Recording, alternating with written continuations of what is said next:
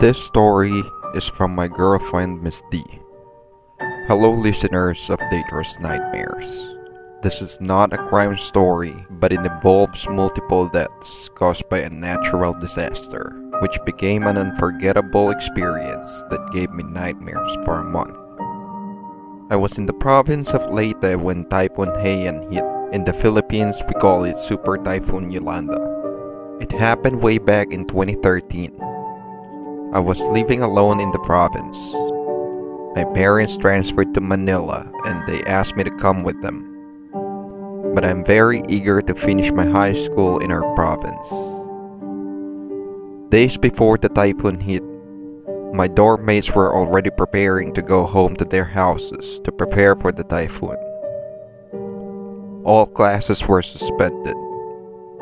I suddenly thought, wow, I'll be alone in our dorm.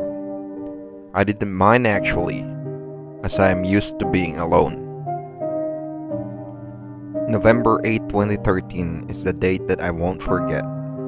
Around 4 o'clock in the morning, that's when I felt the typhoon has already landed. It was raining very hard and I can feel the strong wind blowing. I woke up from a very good sleep, and with nothing else to do, I just started reading a book. I expected the typhoon to be just like other typhoons, just heavy rain and strong winds.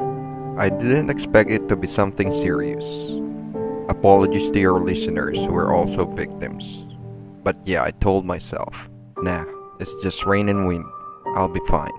But this rain and wind that I belittled have left a major damage in our place. My bedside window broke. I was frightened and I stood up. I was looking for something to cover my window so my room won't be wet. I can't find anything as I was panicking, and I also heard people asking for help. I used my blanket instead. I reached for my phone to talk to my family, but there is no cell service. I started to worry and I just cried.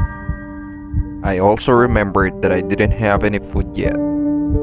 All I have is a biscuit that I bought yesterday. To be honest, I regret that I did not prepare anything and not taking the typhoon warning seriously. Hours passed and I wanted to go out to get some food. The rain has also stopped. I brought an umbrella with me and went outside.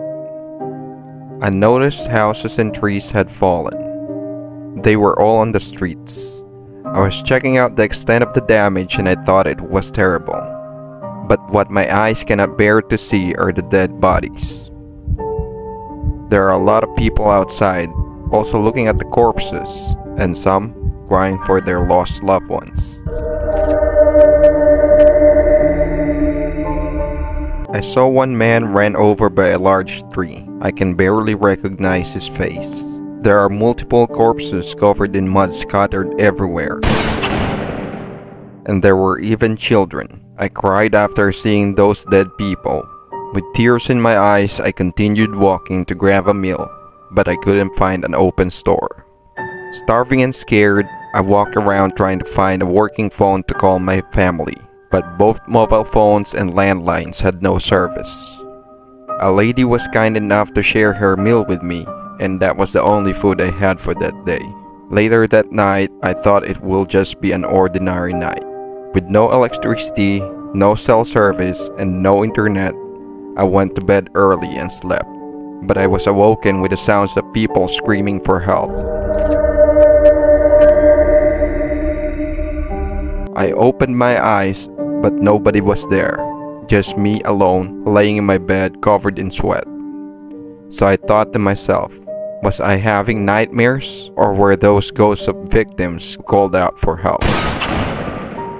These nightmares happened for a month straight, and when internet came, I was able to find out that the total fatalities caused by the storm was 6,352. Imagine how many people lost their lives.